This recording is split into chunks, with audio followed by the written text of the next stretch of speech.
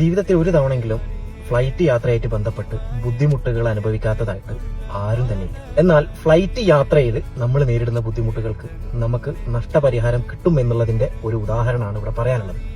Delhi New York air India ഫ്ലൈറ്റിലെ സീറ്റുകളുടെ തകരാറുകൾ, flight അറ്റൻഡൻസിന്റെ വളരെ മോശമായിട്ടുള്ള പെരുമാറ്റം, ക്ലീനിങ് ആയിട്ടല്ലാതുള്ള വാഷ്റൂം ഫെസിലിറ്റി, സമയത്ത് ഫ്ലൈറ്റ് പോവാതിരിക്കുന്ന കാര്യകാരണങ്ങൾ കൊണ്ട് ഒരു ഫാദറും മകളും ഡൽഹി കൺസ്യൂമർ കോർട്ടായിട്ട് ബന്ധപ്പെട്ടപ്പോൾ 1.5 ലക്ഷം ഇന്ത്യൻ രൂപ അവർക്ക് നഷ്ടപരിഹാരമായിട്ട് കൊടുക്കണമെന്നുള്ളത് ഡൽഹി കൺസ്യൂമർ കോർട്ട് പുറപ്പെടുവിപ്പിച്ചിരിക്കുകയാണ്. ഇതിൽ നിന്നൊക്കെ നമുക്ക് മനസ്സിലാക്കാൻ പറ്റുന്ന ഒരു കാര്യം എന്താണെന്ന് വെച്ചാൽ, ഫ്ലൈറ്റ് സർവീസ് നമ്മൾ എടുക്കുന്നുണ്ടെങ്കിലും സർവീസ് കിട്ടുക എന്നുള്ളത് നമ്മുടെ അവകാശമാണ്.